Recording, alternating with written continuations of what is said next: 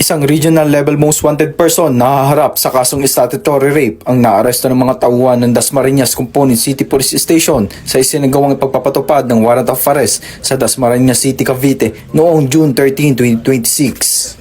Kinilala ni Police Lieutenant Colonel MacArthur S. Mercader, hepe ng Dasmariñas CCPS, ang suspect na si alias Arnel, 61 taong gulang at kasalukuyang residente ng nasabing lungsod. Ayon sa ulat, inaresto ang akusado sa bisa ng warrant of arrest para sa kasong statutory rape na inisyu ng Regional Trial Court Branch 128 ng Dasmariñas City noong July 12, 2024. Nakasaad din sa utusan ng hukuman na walang inirekomendang piyansa para sa pansamantalang kalayaan ng akusado. Matapos ang operasyon, dinala ang suspect sa custodial facility ng Dasmariñas CCPS para sa kaukulang disposisyon, habang isasauli naman sa korte ang naisilbing warrant of arrest para sa tamang dokumentasyon. Mula dito sa Cavite Police Provincial Public Information Office, ako ang inyong PNN correspondent, Patrolman Emerson Nabido, alagad ng batas, tagataguyod ng balitang pulis, bagong PNP para sa bagong Pilipinas, serbisyong mabilis, tapat at nararamdaman.